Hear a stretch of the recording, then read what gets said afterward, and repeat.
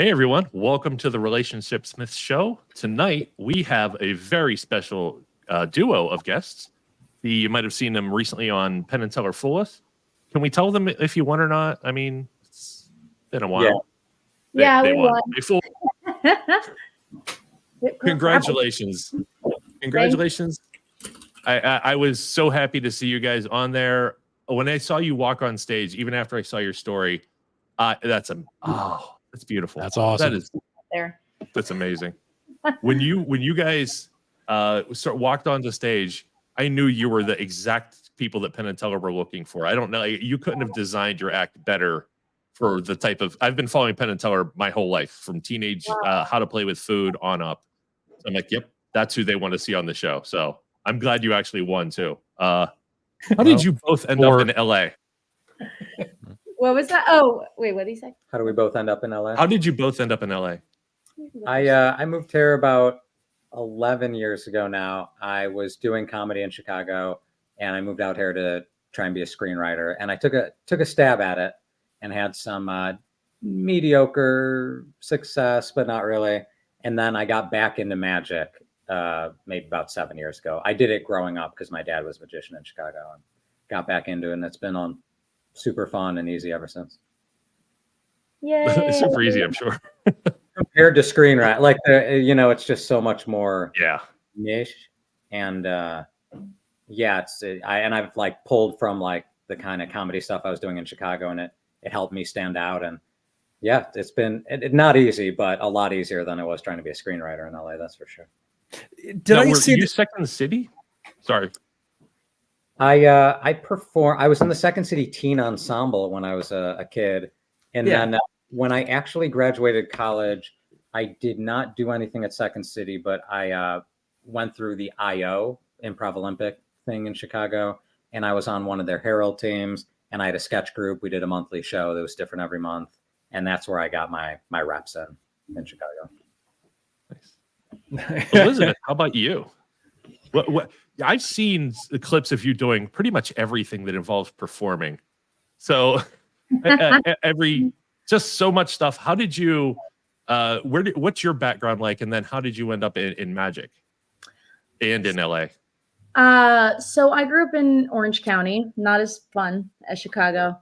I'm a middle child, so I think a big part of that is seeking attention from everyone, because I have older and younger siblings. Sure. My mom said ever since I was 3 years old, I was performing with a broomstick and singing to people on the coffee table. I actually have some videos of me doing that as a kid. And but I really, really, really wanted to be a cheerleader. That was my whole thing, cheerleading. And I never made it to any cheerleading squad. So I decided so I picked up magic in order to communicate with people and have a way to perform. But I've always been singing, but I never thought of it as being like a thing to do until I quit magic because it was a boy thing. I quit when I was I think 14 or something like that. And then cheerleading didn't want me. So I'm like, I guess I'll stick with singing. And so then I ended up becoming a semi-successful musician for a little while. But it's hard to make a lot of money if everyone looks and sounds like you. So when I walked into the Magic Castle for the first time, I remembered my passion for magic, and I just picked it back up again. And now I love it. I've been working really hard, but it's so much easier to be recognized. But the reason I'm in LA is because I followed an ex-boyfriend here. Has nothing to do with anything except for that. But now I'm here and he's not. Yeah. Well, hey, now you guys, you own a very specific niche of LA. Magic entertainment is everybody knows you in the magic world now. That's just overnight. Now, like, people in Poughkeepsie know who you are, and that's you have instant feedback when doing a magic act. You're right there. You see what they like, what they don't like, and you can adjust. But now you're also across the world. They've seen you, and now you have that big feedback. I can't imagine. I'm going to get to that actually at the moment you won the award, because I have a very specific question. But I'm curious, like who saw who first when going out performing? Who saw who first? Who saw who first performing? Who saw? Oh, who saw who We first? didn't see each other. We actually performed at the same show at the same time. Clubs? At the 3 clubs. Okay, so yeah, I was in this other magic duo with my buddy Dan, and we were booking acts kind of blind because we were new to the magic world to perform. The new bad guys, or the new bad boys of magic. Yes, exactly. Bad boys of magic. Yes. Yes. Some people still know me as they call him the bad boy. Of magic, but former bad boy. It was sort of ironic, sort of not. It was kind of true. But we were booking acts that we didn't know. We were just looking through people who were Magic Castle members, people who performed in LA, and we saw this girl duo act, and we booked them 1 month. And we were the girl duo act. That's right. And we had been a duo 2 years before them. Yeah. So we already Elizabeth had a little bit of a that's name. Right. And they did our show, and it was great. But then some time went by, and then you did our show. That's right. Yeah. So we each hosted pretty popular magic shows in the Los Angeles area, and it's really cute because we actually have a video of Eric introducing us as a duo. Oh my! The first time we ever met, and I'm really happy we have that. And every picture we have of us from that year, 2018. We're right next to each other, or his hand is on me, or he's like bowing or her down. hand is on me. No, your hand is on me. This the 4 of us, and aren't we? We're both, but yeah, your hand is still on me. Okay. It's just it wasn't just a bunch of pictures of me with my hands on it. You can tell in the photo that your hand was there first. Yeah.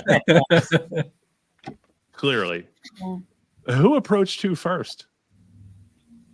For the dating. Oh, me. I know you said similar on Penn and Teller, but I wanted to make sure it wasn't, like it was totally you. You're like, we should go out. Absolutely, 100%. I saw the writing on the wall. I saw the Matrix. I knew we were going to be a big success, magic-wise, relationship-wise. I just had to convince him. How did you convince him? I paid less attention to him. And that worked on me once. I started dating other people. I was madly in love with him. I really was. And I was heartbroken. And I just tried to get over him. So I went on 2 dates a week on, I think it was Tuesday mornings. And if that went well, Friday nights. And then I ended up kind of like getting to know this guy pretty well. And so I would talk about him to Eric, and I was really excited about him. So I ended up going on a cruise ship. I booked it because I was sad about Eric. I booked it long before, so I went on the cruise ship. And that's when he totally realized that you needed me in your life because I wasn't there texting you. Eric, I've been there. My girlfriend before my wife did very similar, where one night she's like, I'm going to go out and hang out with some other people. I'm not coming to see you tonight. And I was like, wait, what? I miss you. Well, this is weird. Can we ask an important question there? And that is, Eric, in that process, when did you realize that was a process happening? Let's see. Well, I think maybe in the back of my mind, I felt like, oh, this is a potential thing. This could happen in the future. It was very scary because, it's a small world, magic. And, I've never dated someone else in magic. Neither has Elizabeth.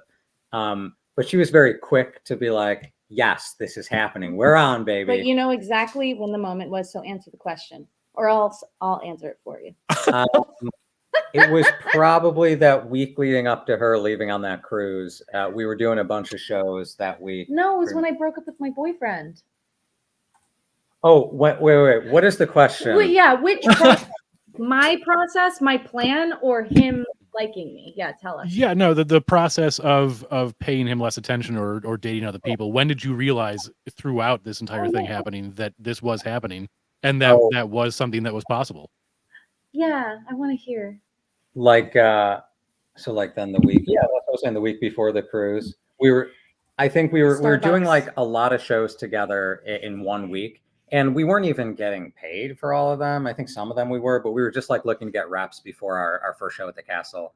And The Castle is the Magic Castle, an exclusive a nightclub in Hollywood for magicians. that's Just in right. case I they have were a like- dream someday to go, so I totally understand what that Thank is. you. Yeah, we'll take you. Okay, I'm in. So yeah, we had that week of shows. Yeah, we had that week shows, and then I think the last night before Elizabeth left, we were performing at the Castle. Oh, and she kind of like left without saying goodbye. She just like ghosted me. I'm like, oh, that's not like her. And then Elizabeth, that is for a full week. masterclass. That is masterclass. Yeah. Yeah, I did it because I wanted you to miss me. But I also It works. that week leading up to it, the moment you realized you had feelings for me, though, I remember, was the week leading up to the cruise. It was when we were on our way to a gig far away, and I brought my taxes with me, and you needed to teach a student. So we had to stop at a Starbucks, and I didn't have any makeup on or anything. And I was doing my taxes. And you were sitting next to me, like waiting for your student. You're like, wow, we're just doing relationship stuff. This is actually pretty nice. That's what you told me. That's when you first. Yeah, I remember that moment too. Yeah. Yeah. That was a good So one. you guys were a magic duo before you were really in a relationship. Yeah. That's right. Our whole thing is we were brother and sister act. We were like, I don't know. It was We were like a- trying to like cut through any possible like sexual tension. So then we were like, oh yeah, we'll be like a brother and sister, and that'll be part of the bit. Yeah. But yeah, That we had were, to really confuse people like a year later. yeah, when they Like the saw White it, Stripes. Wait a minute. Yeah. I was gonna Right, say just the that's white right. stripes. Yeah. Yeah. or like Game of Thrones situation. But, you were really into the brother and sister thing because you really did not Well, want me to here's think at this was all the that situation. you liked me. Well, because I wanted to like not. I didn't want to go there. I really didn't want to go there. Keep it And in- professional. Yeah, and when I asked Elizabeth, I reached out about doing a show teaming up because there's this room in the Castle where like different duos just kind of perform there and then it cycles. But I asked her to do the show with me specifically because she was in like a long-term, what seemed like a very solid relationship because I was single at the time, but she was in like a 2.5 year long relationship and she's posting all the time. It's great. So I'm like, all right, this will be a safe time. I can do a show with Elizabeth. And then Someone's at the front door, of course. You Oh, keep God. talking. And then, like 3 weeks into us working on the show, Elizabeth's like, "I'm single," and I'm like, "Whoa!" Holy, she says. And then I was like, "Uh oh." So yeah, It really, into it's good a time. really bold move because it's like I try to, get those guys to be jealous by just disappearing, and they refuse to call me back. And doesn't yeah. work so well. No, doesn't work at all. You got to No, we just know. started that, a like, different show without him. What did you lie to him about? No, nothing. He's saying that he's tried to disappear on a guy before, but it didn't make him jealous. Like it didn't work. You know? On us. On these two. Yeah. And then Josh was kind enough to boot me from the show. That's what Yeah, he does. the thing is, I had a crush on Eric over the pandemic because he posted the most thirst trap juggling videos I've ever seen in my life. And if you know me, Wait. Say that sentence again because I don't think it's ever been said on the internet. it hasn't because I didn't know it was possible. Thirst Okay. trap juggling videos. That's why he goes by Eric Thirstin. So it was during the pandemic, like he was showing his he was in his underwear, showing his body, like doing all these juggling tricks. Because I just don't like magicians like that, but I do like jugglers. I think jugglers are hot. And so This sounds insane, but yeah, apparently people were enjoying those videos They in a way were. I didn't expect. it was so hot. And he was like in a smoking jacket, just like doing the thing. And then he started dating like a puppeteer girl who I know. And I'm like, oh, he's now taken. And so it was just a fantasy for me during COVID that I was like, one day, like that would be so nice if I could be in a relationship with someone like that. But it was just fantasy. And then he reached out to me. Yay. Eric, did you have a tie with that outfit? A bow tie. Oh yeah, bow tie. That's right. I kind of remember something like that, and I don't know why. I was COVID happened, suddenly I had nothing to do. And so yeah, I started making videos and I noticed that my closet was kind of weird at my old place and the doors opened out. And I imagined in my mind one night it being like the shape of a phone screen, like a vertical video for Instagram. And so I designed my closet so that when I opened the doors, a curtain kind of unfurled and I would step out in like my underwear and a bow tie and like do a juggling trick or a magic trick or something. Yeah, here I'll show you if you're interested. Just a little. Yes. Of little course. I don't know if of that's him. going to work. Oh, it works. No, he's so I did not see that one, but I love it. yeah, so sexy. And then the water bottle. Anyway, so That's a hard pattern. that was yeah. So then I found out that they had broken up, you know, when we were working together, and I was like, my relationship was going to end. I tried ending it a couple of times, but this was the real, like, okay, I'm going to actually end it because there's so much chemistry here. It's insane. It's not a crush anymore. This is more than just a crush. This is very cosmic. I have never related to someone so much before in my life. And even my mom had a crush on Eric for me. Eric went to one of my shows and my mom was like thinking to herself, oh, I wish Elizabeth was with a man like that. And now I am. That old Honduran magic made it work. Yeah. That's right. So I'm blown away by this. That you guys, like, despite everything in the way, you guys still got together and it works. It's here. It's not only working for you both emotionally and as people, it's working as an act too. And you don't hear that very often. There's a few magicians out there. I know that their assistant is actually their wife, that sort of thing. But like both primary performers is kind of, I don't know. To me, I could be wrong. I'm not overly in the world, but it's kind of rare, right? It is rare. I guess, yeah, to say primary performers, like they were both magicians before they got together. I don't think that's ever happened. I mean, keep in mind, there are not that many female magicians throughout history to begin with, but yeah, I don't think that's ever happened. Yeah, so if you see a duo and they're in a relationship and the woman is also the magician, most of the stories I've heard is she started off as the assistant, but before that she was like a dancer. I've never heard the story where they were both magicians, let alone the lady being a magician before him, which I really I enjoy that fact. I'm sorry, but I do. It's very empowering. You should. It's a story I think a lot of people should hear. I have a question actually that kind of touches on that in a little bit. Before we get there, I'm curious how your friends, because magicians, a lot of people might not know this, and I'm not sure if it's like that for you, but the magicians usually there's usually a circle or a group of magicians you meet with once a month, weekly, whatever it might be. You workshop your tricks in front of them. You get some feedback on some things. How did your circle of magicians react to you becoming a duo and then becoming a couple? Was there like pushback, negative? Oh, don't do it, you're going to ruin everything, stuff like that you had to push through? Well, people were mad. Some people were mad who had a crush on me that we were, you know, together. That was a whole thing. He took out the one female magician they had a shot with. Battle. The one they had a shot with. Yeah, I had a bit of, they thought. Our first year going out, early the first 6 months, I had a bit of a gauntlet. I had to like fend off about 10 to 15 gentlemen in the magic community, I'd say. Yeah. There's your next screenplay. Like Sorry. of you defeating lesser magicians with better tricks to Exactly. get the girl. And the thing is, I was also trying to make him jealous by being like, this magician's amazing. It totally worked. Like how to get a guy 101. But and then this one, there was this girl who was like upset that we were getting together. But that's all I'm gonna say about that.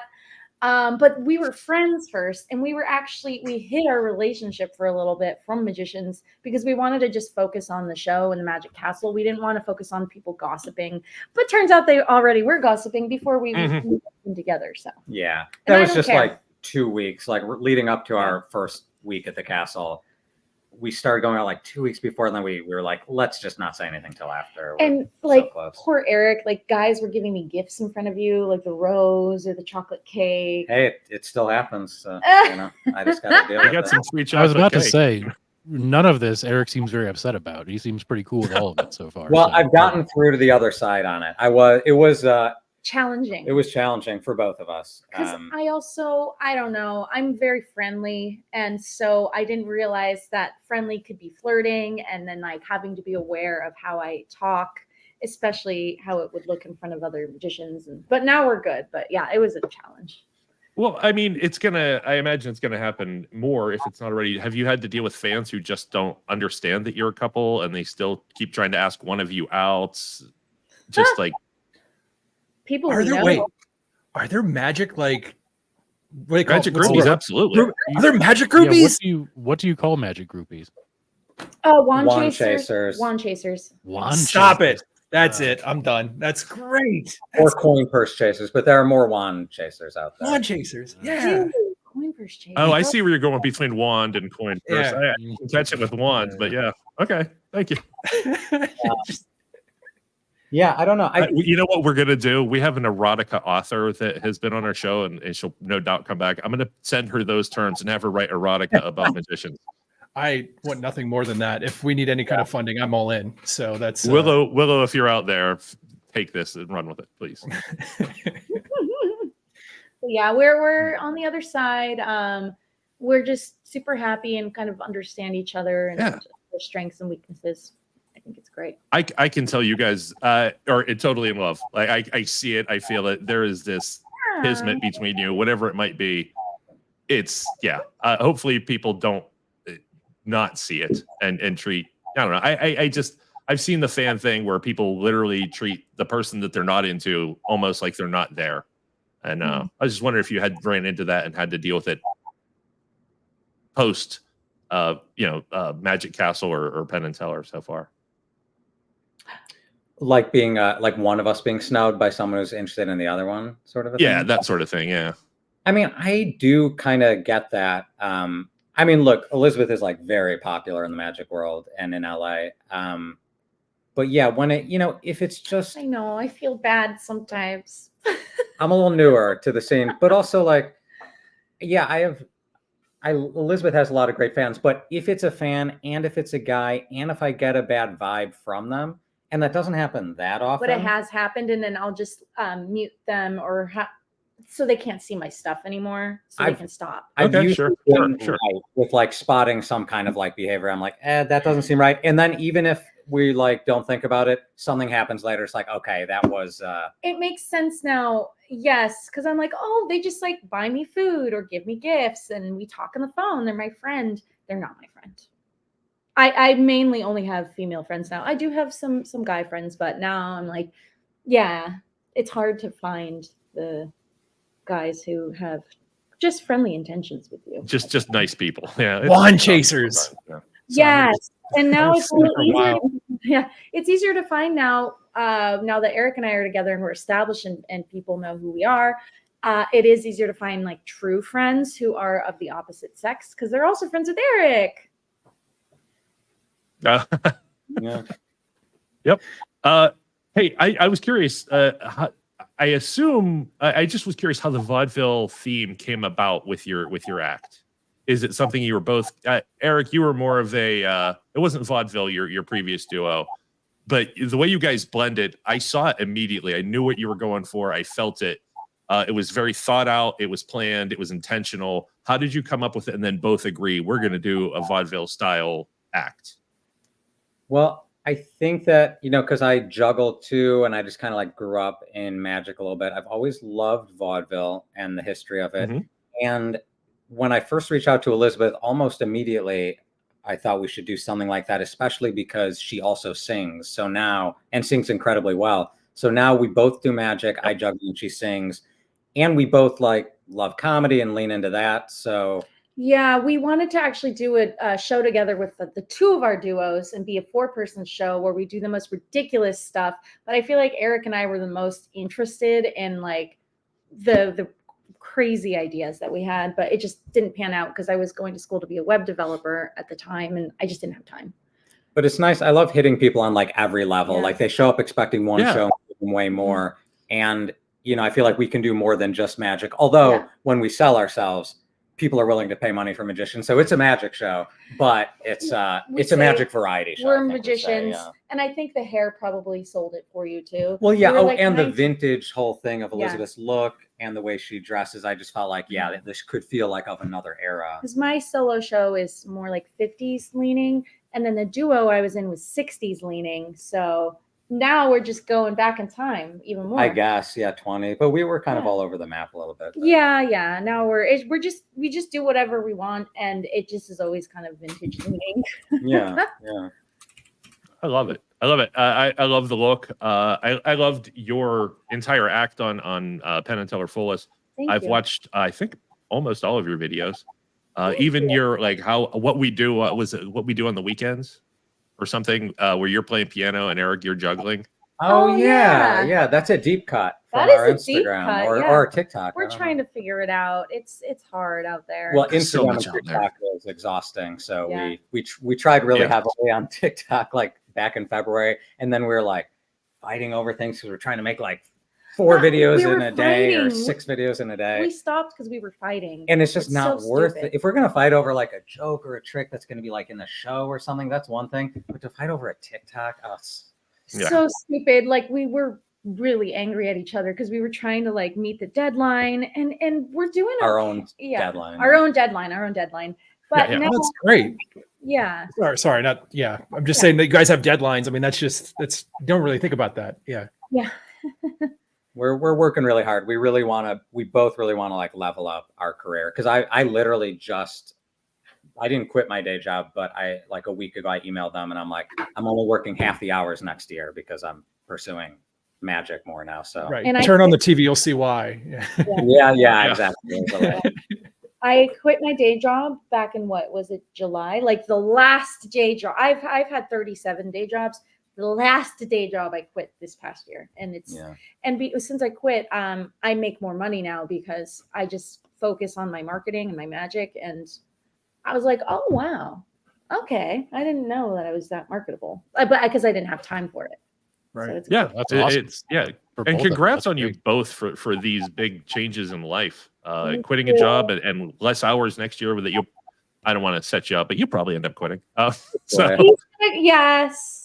I love the job. It's great, Yes. but I we want to love quit you. it as soon as If possible. if anyone's watching, we absolutely Yeah, sorry. No, but yeah, No. anyone from his company. how could it not be more fun to do magic? for a Yeah. living, so. And then Sure. we also bought a condo together too after 4 months of dating, and that's too. So we have my therapist says we have different what are they called? Plants. Feeding the plants, watering each plant. Yeah. So each section of our relationship is a different plant that needs to be watered. We have our romantic relationship, we have our friendship, we have our magic act, and our condo. Yeah. And most importantly, our TikTok. Oh God. most importantly, Gotta water that TikTok. So it's really important to water all of that, and also focus on Yes. yourself too. Yeah, That's and another yourself. one. And Yeah. so, and I've been working so hard on my mental health this past year. I got diagnosed with all the things that I've been waiting for, and I'm now on like antidepressants and working on some trauma and with my therapist and stuff like that. So everything is better. I just feel better. I'm happier. It's crazy. I didn't know happiness was like a real thing. that's so heartwarming and amazing. Yeah, So it really is. It's like when two people click and connect, the world for both of them changes. Mhm. You know, we're all three of us are married. We've witnessed it in our own lives, but seeing somebody else, they meet somebody that's good for them and good for their lives, and both of them get the reward of that. And it's just like, hey, we're both here for each other. And again, you're watering all the plants if you're doing it right, and you're taking care of yourself is a huge one that we push. I'm not a therapist. I push people to therapy quite a lot. Because a lot of people are like, I have a problem with this. I'm like, what are you doing to fix it? It's important. If somebody says you should go check it out, maybe go talk to a therapist. I encourage people to actually go ahead and do that. There's nothing wrong with, maybe they tell you you're fine. Maybe they tell you 2 things you could work on to be a little better at, but go and check it out. It's important nowadays. There's a lot going on in the world. A lot going on. It's crazy. Yeah. And a lot of resources out there that just aren't talked about enough. I think self-care is like one of those things that, it's always a big surprise. We have an issue with self-care and acknowledging it. And I think a big part of it's understanding all the resources that are out there. Yes, absolutely. Yeah. And it's important for me to be a resource for women in magic as well. whether it be with mental health or just opening the gates up or giving them a hug or, welcoming them in. Cause I just didn't really have, it was hard to navigate where I stood. And don't get me wrong, it was really easy to stand out and get gigs automatically in magic, but to not have that role model type, like how do you deal with certain things and certain egos? And now that I've dealt with a lot of it, I just want to share it with people and be like, you're not alone. And I talk about my mental health a lot on my Instagram stories for my solo stuff, because I'm a total people pleaser. And a people pleaser in the entertainment business is really hard. But at the end of the day, you have to please yourself is what I've learned. So. You do, and you also have to know when to stop. When you've pleased enough, when you've put enough work into the world or others, and when to give to yourself and when to give to your fiance now, right? So well, soon. He wants to do the actual official asking of the yeah. And I have to do it up to Elizabeth's specifications. So there's certain no doubt. Yeah, absolutely. It has to be I know cool. what I want. I had to redo mine because my initial one was literally in my bedroom. So I owed her a real one. Oh, I have questions. We could talk after the show. I have like 100 questions. Sure. I will gladly answer them. I'll answer them on the air, but it might be better for someone else's podcast to just blow their mind. But hold on, let's mute so that way Twitch doesn't kick us immediately. Thank you, Josh. Let's go. No. Hey, back to the you two both deciding on your act and back to Fool Us. Who had to talk who into doing Fool Us? Who had the idea and who because there had to be are we ready? Manager? I think we were both down to do Fool Us. Yeah. But so I don't think there was any disagreement on whether or not we were ready. We both wanted it, and we felt like if they chose the thing that we felt the best about to be on their show, then it would be piece of cake. We had done it 100 times, and that was a thing we call ukulele ESP. And we actually had to email them a couple of times. A little reminder. To remind them. And then we just thought, oh, we'll never get on the show because we had friends who were on the show. So I think it was just both of us naturally. And then our manager, of course, was like, you guys got to get on Fool Us. So. But now on the horizon, we're considering trying to get on America's Got Talent, AGT, as a next thing. And now we do have a slight disagreement of I think we should wait. I don't know if we're ready. Elizabeth and our manager are kind of let's just go for it. And then also Britain's Got Talent reached out to us. And then we're also trying to get me on The Voice. That would be a solo Elizabeth. So if you don't want to do America's Got Talent, I'll do it The Voice. I'm just quick odd question. Britain's Got Talent. How they reached out to you guys, and sometimes this happens. I noticed that I watch it and they'd have some people from other countries on. I just didn't know that was actually I thought it would be an expat or something just hanging out. But no, they're reaching out to other countries. Yeah, that would be a great. Well, I mean, you got to remember. Oh, of course. Yeah. What's that? On America's Got Talent, I don't think right now any of the judges are American. Yeah, you're right. Is Howie Mandel American? Is he Canadian? He's Canadian. Oh, Canadian. My God. Yeah. How did I miss that? It's such a huge detail. Yeah. Sophia, wow, you're right. That's crazy. Wow. Cruz isn't really a judge. She's the closest, though. America being, the melting pot. It's just right. Not true. Yeah, exactly. That's I mean, they're all Americans, probably, by law and all these things. So I don't want to take that away, especially in this day and age. They're American, but not by birth. That's interesting though. Very interesting. We just go. You just got. Yeah. I got it. I wish you luck on all of those. And I don't see why you wouldn't have. I mean, I think Penn and Teller is a very singular success in the world that you live in every day. Those are also very important. Whether wherever you place or however it comes out, people are going to see you, and that's huge as well. And I think easily you belong on those shows. Last season or 2 seasons ago, Piff the Dragon, he Piff crushed it. Yeah, Piff crushed it. So I was blown away. I was walking by the TV and I see Piff. I was like, no way, he's on this show. It's awesome. Amazing. A lot of our friends are on these shows, and it is so cool to cheer them on and to see how hard they worked. And You guys would be on there in a heartbeat. Yeah. Piff had the best situation because I think he made it to the finals and got like second, and that's actually the best thing that can happen. Because Anna de Guzman as well. Anna de Guzman too, because you got all the exposure of all the rounds, but then like the show can't own you or control you as much, and so then he just did his own thing. He got his own show at like the Flamingo or something. Yeah, good for him. That's amazing. I was just down at the I was just down in Vegas not too long ago, and I walked by and he was doing a show there. I saw Penn and Teller. I just didn't have enough time to see him next, and huge Piff fan. So yeah, he's great. Yeah, I hope he's there in June. I'm going in June. I hope he's there because that would be on the top of my list. I might stalk you there. So it's just why. Does anybody know if Mac King is still playing in Vegas? Yeah, he is. He up. Well, I don't know about upgrade, but he went to an even bigger venue. He's at the Excalibur now. He was at the Carlo. Was that it for like 20 years? I think. Remember I saw him there.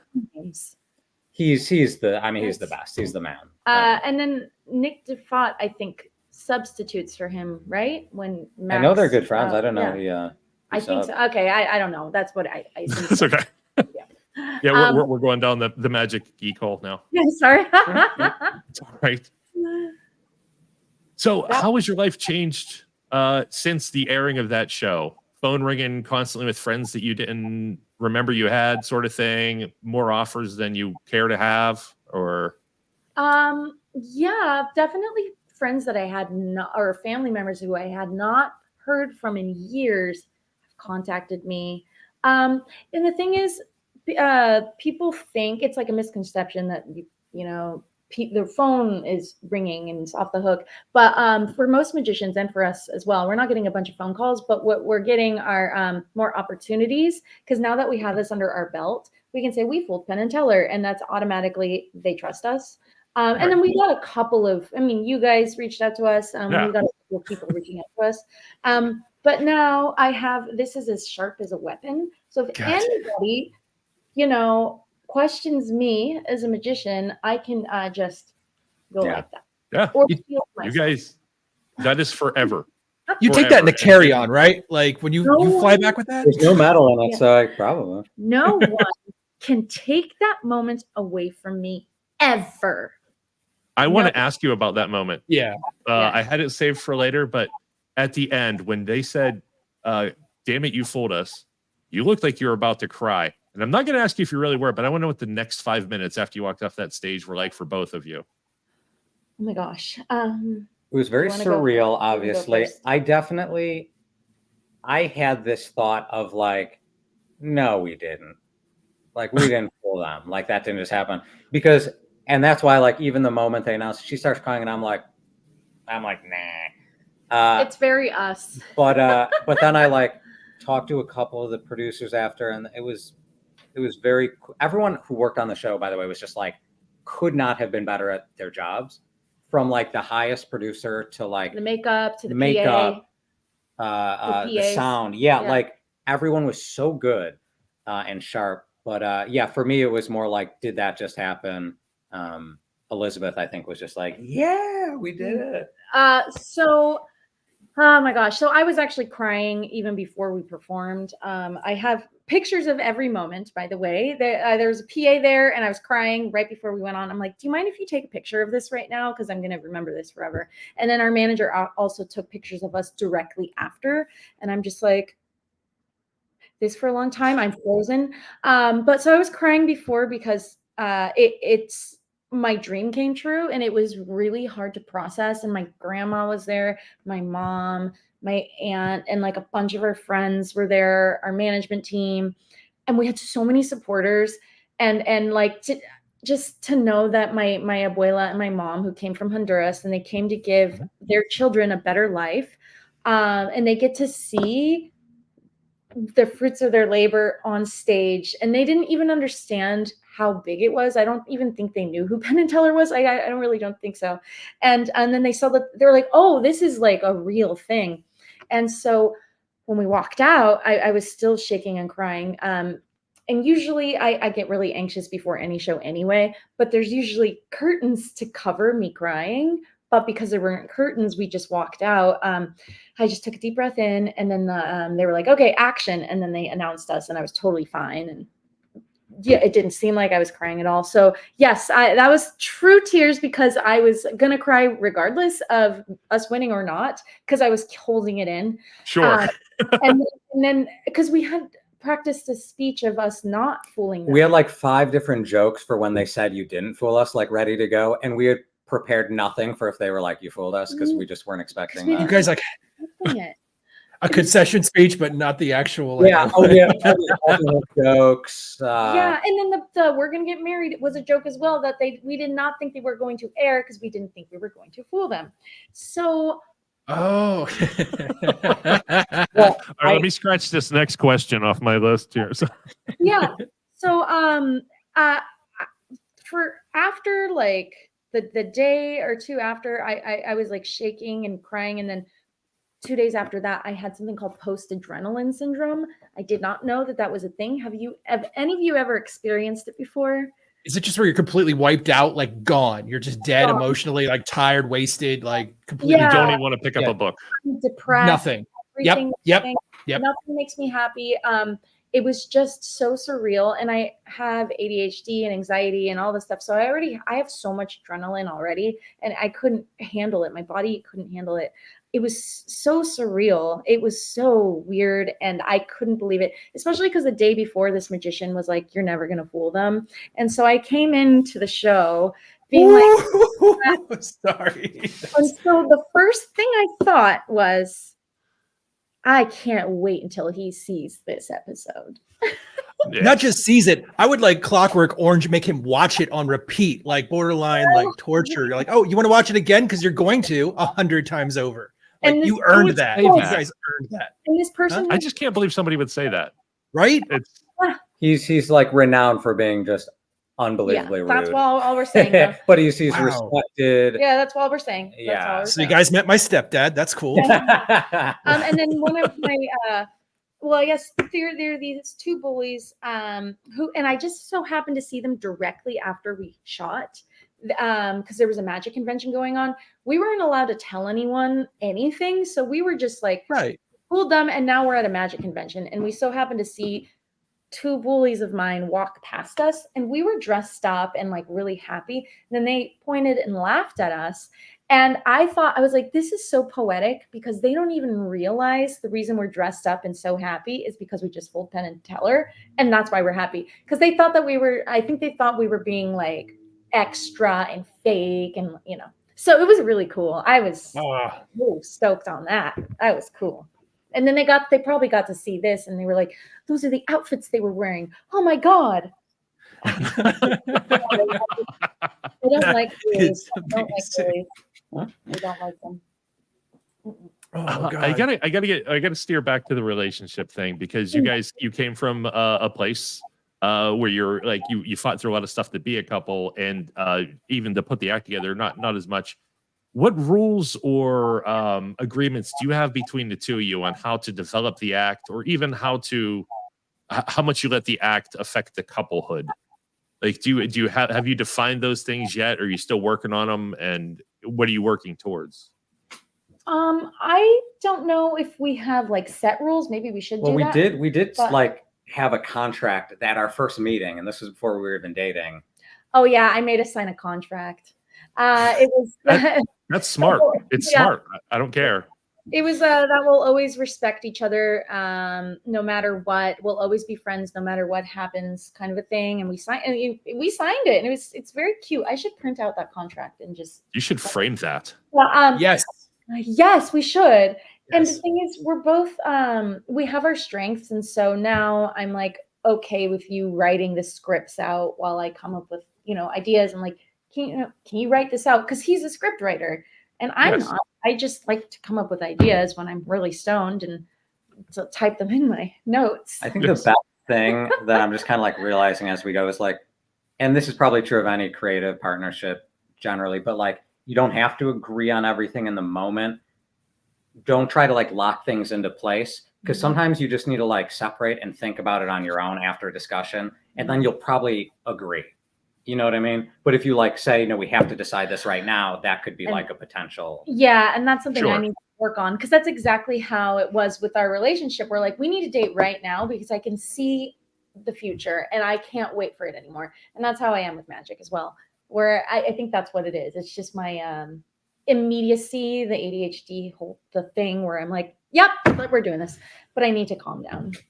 I get really excited and then I get upset if you're not on the same page. So Well, it's you gotta be spontaneous when Yeah. you know you're a performer, but yeah. And then so it's the balance, and we're still figuring it out, but we always make it out in the end, right? Mm-hmm. Yes, it is. It's a lot of work.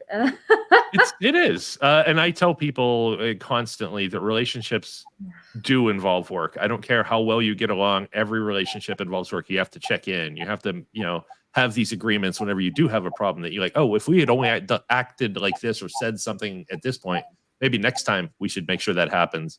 And I tell people relationships are work. I don't care. There's still an element of work to it.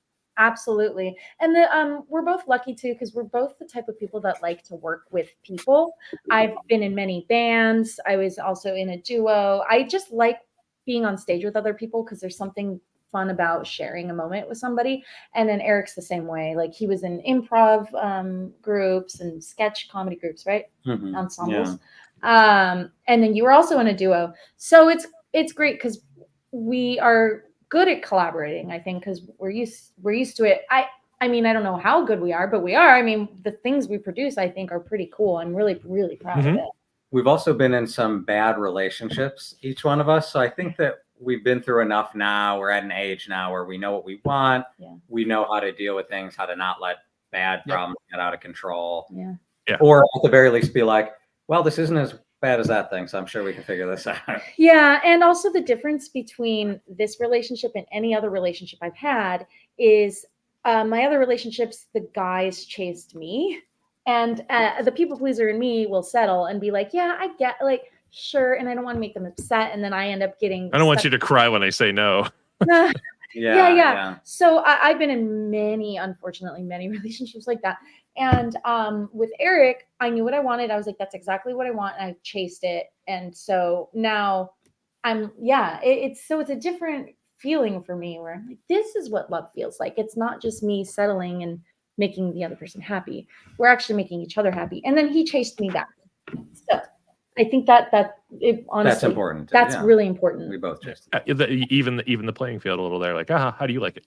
yeah, basically, right. Yeah, and I still get but when I think about it, but yeah, when you rejected me. Speaking of relationships and your former acts, do you guys still get along with your previous act partners, or were they upset that you broke up the act for a girl, you broke up the act for a guy? Did it go smooth, or? I'm not going to comment on that one. You can comment if you want. That's fair. I'll drop it. I get along fine with the guy I was working with. I love Dan. Because neither of us, Danny's doing great. Neither of us like really ended it. Although I want them to continue because I love their duo. Like I think I want it to continue more than you do. I liked what I had seen. There wasn't a lot out there for me to watch, but I liked it too. I have more footage, some that's not appropriate for all audiences, but send it over. Yes, I want to see that. Want to see it. I was just telling someone today, our most famous trick was the amazing disappearing fifth of rum trick, where we would chug a bottle of rum on stage. It was so convincing that we had some venues try to kick us out or not let us drive home, even though it was nice. It was a trick. And I will say with my duo, we were called Messick, and it was a tiki-themed 60s magic act. It was really fun. Oh, they were amazing too. Yeah, I have fond memories of those times. So yeah. And I was just curious. I didn't want to drag up drama, but I was just curious like how that works because and it's cool. We actually have videos of us. We were like competing duos, and we have old videos of us being like, we're the best magic duo in LA. And now we're the best magic duo in LA. Did either one of your I don't know. But yeah. No, but I mean it's well, there aren't too many magic duos in LA. No. At least in North Hollywood. Okay, we're the best magic duo here in West Toluca Lake. Okay. Is that good? Yeah, I mean, we are the only magic couple duo in LA, exactly. right? Anyway, so that's the most recent LA residents who won the Fullest Award. All right, this is what we're gonna do, guys. We're gonna get the map of California. We're gonna break it up into sectors. We're gonna gerrymander some areas. Yeah. I'm only saying that because there are not very many, and because we were. Well, there's Mike and Tina, but they don't really perform together. They don't perform together. but they are.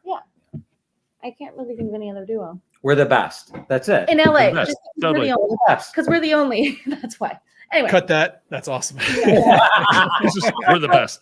That's our clip. yeah, that was our joke. So it's really cute to look back and watch and be like, holy shit, this is such a cute like movie or story, you know. Like, we have all this stuff, and I even have voice memos of my 4th grade ukulele students singing about Eric because they thought he was in love with me and I was in love with him, but we just didn't know it yet, and so they wrote songs about it. My God. Yeah. You owe all of them you were right. Yeah, and I told them you were right, and they were like, "Ew, we were just kidding." That makes me so happy. Kids are awesome. They are. But yeah, you got what you wanted. Yeah, he's the boyfriend, babe. Eric the babe. Basically, he picked me up from work one day, and they were like, "Who's Eric?" And then ever since then, and I was broke my heart. Kids are such turncoats. They'll just turn on you in time. They really are. No, Sorry about that. I know, and I actually cried to them when you rejected me, and I was like, "The boy that you said loved me rejected me," and I was so sad. And they're like, "We don't know how to react to that, so let's just do ukulele." Oh God, yeah, I love kids. I do have a question for you, Eric. I wrote these questions. I want to break them up 50-50, but we've crossed over some lines. But Eric, I want to know, in the research that we did, can you tell us about your top secret book? Ooh, yes, I can tell you about my top secret book. How much should I say about my top secret book? Are you allowed to say anything? I didn't even Chapter know. 1. There we go. Let's start from there. Well, I am starting to write a book that I'm going to get to use some excerpts from Joseph Campbell's like old notes, and because he had some notes on magic, like unreleased things. So anyways, should I just say the name of the book? Yeah. The name of the book is The Magician of a Thousand Faces. And I want to go through like the various magic archetypes that have always been, and like categorize some very famous magicians to be like, this is what they were doing, even if they didn't know they were doing it. So it's going to be that kind of thing. And then the follow-up book is going to be called The Mono Patter, where I take all patters of all variety performers and kind of like explain the. I love it. I love it. First off, I love it from all the you know, I was never a magician, but I went to a lot of meetings with friends who were. I love that you're doing that. And if Teller doesn't write the forward to that book, there's no justice in the world. Oh my God. And that was also a big. Oh my God. That would be so That's his thing. That's what he loves. I'm just saying he should. The other thing is I spent a lot of time reading Joseph Campbell. So like, this is like worlds. I'm like, yeah, that makes sense. That really makes sense. Yeah, I became a fan of his just like, when I went down that screenwriting road when I first moved to LA, and the way he can tie everything together into this one story was like such a cool idea. And then I met and am friends with the head of the Joseph Campbell Foundation here in LA, John Booker. He's incredibly nice and supportive of our show. He loves it. And, yeah, he and his wife are really, really sweet. So. He also has an incredible. Well, I won't go into much, but anyways, he has a really cool magic collection himself. So he also loves magic in addition to being a PhD Joseph Campbell expert and philosophy and stuff. It's going to be great. And soon enough, your name will be in lights. Soon enough. Have a little more work to do on it. Yes. But yeah. Elizabeth, I have a question from myself or from Josh. You get to pick who. Josh actually has more of a statement about somebody who stands you. Josh. Ooh. Let's hear from Josh. Is it Dan Harmon? I just caught Josh off guard with that one. I like that. I love it. And that is my favorite thing in the world. Capture this moment. Who's standing? Well, you right? Yeah.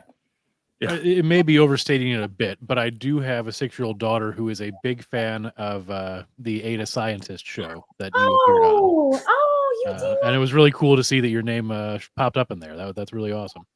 Yay, thank you. Yeah. Oh, I get so excited when little kids recognize me from that. It's so cool. Oh, well, tell her I say hi. I just, I will. What's I her will. name? She's upstairs. will too. Probably Lila. Hi, Lila. I hope you're having a great Friday, and I can't wait for you to start doing magic because you're magical and you smell like flowers. Well, that's awesome. She'll very much appreciate that. Thanks. Yay. that is so generous. Thank you so much. I never ask people to perform, like to do their thing while on the show. I'm glad you did it without asking. Thank you. Elizabeth loves doing her thing. So Oh, yeah. That's Yeah. a people pleaser. You said that. I did Mhm. want to touch on something else real quick. We're running out of on the time you've agreed to give us. And Elizabeth, you had mentioned this, and in our research, we've come up with that you're a very big proponent of female magicians and women getting into magic. Yes. What can I've been to meetings where if a female walked in the room, chances are it was a magician's daughter who was showing off a card trick she learned, and I never saw a teenager walk into a room and go, "Hey, I want to be part of this group. Here's what I can do. Here's what I want to learn." I never saw that. What can we do to help turn that around? Because there are starting to be some really fantastic female magicians getting noticed now. We need Yes. more. What can Fantastic. we do? I want to give this to you Okay. to push and have this happen. What can we do? How can we support this? Okay, there are a couple things. We do have a group called the Women Magicians Association at the Magic Castle. We have a Facebook group, and when we have meetings, we actually have Zoom up as well, and we have people lecture, or if you want to practice magic on people who are just really nice and give good feedback. The Women Magicians Association. We have a Facebook group, and you don't have to be part of the Magic Castle to be part of the group. You can just join if you're interested in learning magic. I am more than happy to talk to anyone who is interested in it. And also, I am running for board of trustees at the Magic Castle. I don't think they've ever had someone as young as me, and not very many women on the board. And I don't think there's going to be women on the board at all next year, unless I do. I don't know. But anyway, my point is if I get onto the board, I am going to push for more diversity in magic. And I think it's important to have a face, have someone represent that person and have the face there. Yes. Website, and they're like, oh, that girl looks approachable, and I always want to be approachable. So those are the things that I'm doing. As far as a larger scale, my brain's not that big. I don't know. I don't know how to, do that. But And it's a huge problem. It's a big deal. There's so much to overcome of the boys club. Every one of those meetings felt a little bit like a boys club. Certainly afterwards at the bar. And I would like to see it change myself because it's a big world. It's a huge world. Yes. And magic actually benefits. Sorry, I was going to say magic benefits from having different people of different backgrounds in it. It just everybody gets to see something new or that is personalized for them. Right. Absolutely. And what's really cool is I have helped women who are much older than me, who are in like their 60s and 70s, who are just getting into magic. And I love how equal we are. And we're just talking. She's teaching me about life. I'm teaching her about double lifts. And it's so great. And you can start magic at any age. I would love to start lecturing more. I got the blessing from the Larson family to do a lecture on Jerry Larson, who was the mother of the two guys who started the Magic Castle. And she was the first woman to be on, the first female magician to be on television, have her own television show. And so I'm going to meet up with Erica Larson, and she's going to tell me a little bit more about her grandma. And I look a lot like her is the thing. And Milt Larson, who was one of the co-founders of the castle, who sadly passed away recently, when I met him and he saw our show, I reminded him so much of his mom. And it meant so much to me. And I'm like, oh, this means something. I want to take this opportunity and like use it to, I don't know, lecture and spread the word of and celebrate women in magic.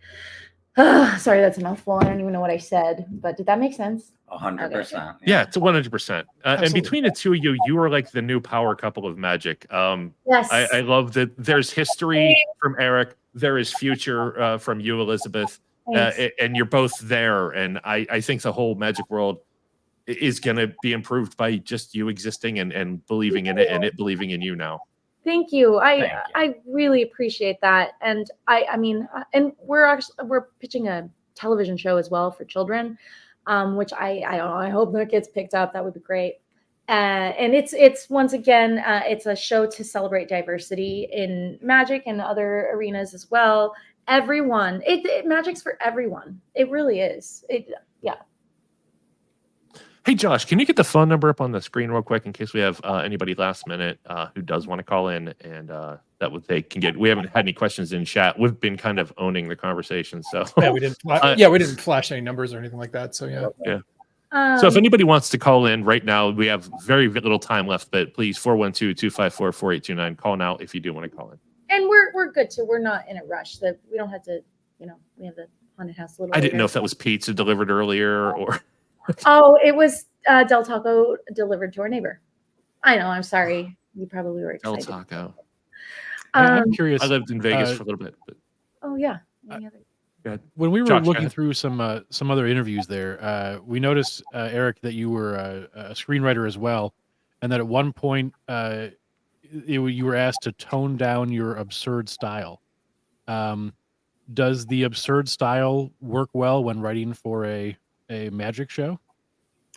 I think I probably did when I first moved to LA. I did and should have toned it down, and I have over time. But I think I found the ways to like sneak something really wild into a show and get people to like enjoy it in a way that's not alienating them. Like what's the weirdest thing that we do in our show? I don't know, like the kiss spank thing. That's a good example of absurd. That's a great. I saw a clip of that. Yeah.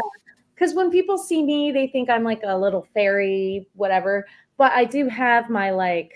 It plays against that a little bit. My perverted side. Well, actually, we lean even more into that when Yeah. we did the Amazon Man thing. This is the weirdest thing actually that we've done, at least at the castle.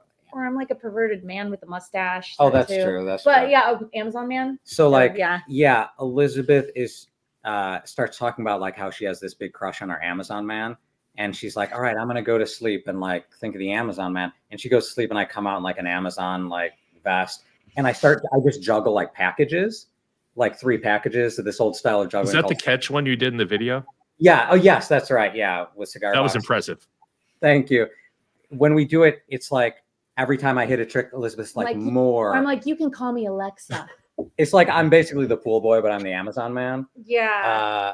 There are so many. It's so out there, jokes. but we like put it when we did it at the castle, it was like our second to last thing, and people were so on board with us that by the time we got to it, they just like had no choice but to accept this really weird thing happening. And then people offered jokes to us as well. Yeah, Like, we "Have you got thought of this. the audience would just throw out jokes that we kept. Because then I would be like, we just came up with this. If you have any jokes, like this is something. Take 'em. Yeah. It's a fun way to do it. That's It's cool. so fun. It's really fun. And when we can be a family show, we can be a little dirtier, whatever. We're working on a noir thing now too that you just don't see a lot of like magic acts that would like fully dip into what I would consider to be like a sketch, like a sketch comedy, like with a start and an end. But noir, and then also Buster Keaton. I want to do a thing where we have a seance, and then Buster Keaton comes to life, and then we do a whole scene, Buster Keaton scene, or where I'm like falling asleep, and like he's trying to get me into bed, but I keep, I don't know. We're so excited. It's our show and it's our world, and we can put all of the things we're interested in into one thing. And he's even learning how to sing. I'm teaching him how to sing, so we can do one duet. Beautiful. I spent 3 years learning how to sing, and I'm still kind of horrible. So, but at least I'm comfortable enough to do it at karaoke or whenever I want to. But That's fantastic. I think singing is so. I feel like if I can train for one song, I'll be able to do it. Yes. But it is nice. once you get one song, the next. Hey, the easiest song to sing, if you ever go to karaoke, do Tequila. There's one word. It's said like 4 times. You're done. Yeah, you're welcome. That's my go-to. Anybody can get on stage with that song. Absolutely. I just had one last question. With the new Godzilla movie coming out, who do you think will win in a fight? The original Godzilla or the Matthew Broderick Godzilla? There's a new Godzilla coming out. There is a new Godzilla coming out. -1. These are the important questions, guys. In terms of sound design, definitely the new Godzilla. I can't even imagine the amount of animals they put into that. Oh, roar. the growl, yeah. The growl. Yeah. But I'm realizing I never saw the original Godzilla, but I have seen the original King Kong, and in terms of I was heart, let down. Yeah. It was Yeah.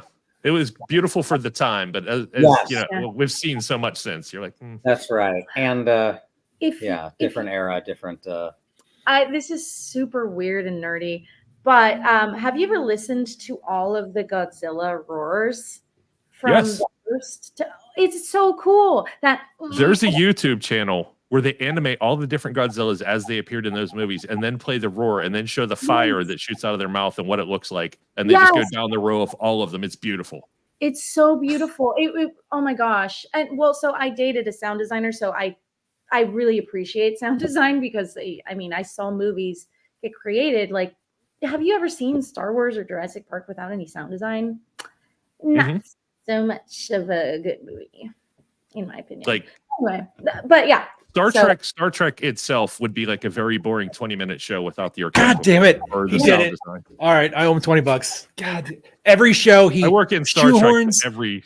and I didn't think he was going to do it this time. Well, every time he brings up Star Trek, you have to pay someone $20, or do you? No, it's just a running. Yeah, it's with. Oh, you're paying.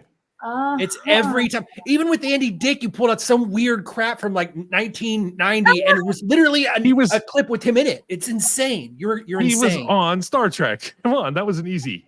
Nobody knows that but you. Sorry, I'll relax. Star Trek Voyager, he played the emergency medical hologram Mark II for one episode where they got back to the Alpha Quadrant for like an episode, or one of them did. Well, you work on Star Trek, or you're just no, I'm just a nerd. My friend Charlie also knows everything about Star Trek. I feel like you guys would have. Do you know Bonnie Gordon? No. Okay, I think she does a voice for Star Trek, and anyway, she has like nerdy cover band, which does a lot of Star Trek songs. So anyway, you should check her out. Yeah, We're she's getting her on the show. Bonnie Gordon, write it down. Bonnie Gordon. No, hold on. Yeah, I'm writing that down. Let's not just run by that. Super. Cool. Listen, I want to thank you guys for your time. You've been more than generous enough. I appreciate being able to talk to you guys now at the beginning. I hope when when things are much bigger that I could still get a moment of your time to see how it's still going, how you got where you are. I have no doubt that you guys are going to explode. You already are. I have no doubt it's going to get bigger. That magician who said you're not going to fool Penn and Teller was dead wrong. I think anybody who doubts what you two can do is going to be dead wrong. I can't wait to see it, and I hope to catch up sometime in the future. Thank you so much. Yeah, and you guys are blessed. We really appreciate it, and we're excited for you to explode as well. This is such a great, it's such a great idea for a podcast. And yeah, we will remember this forever. This is going to be our first podcast together. And I still listen to my first podcast episode sometimes, because if I'm ever doubting myself or I'm like, where I'm at right now, it's always nice to listen to how I was. First interview or like.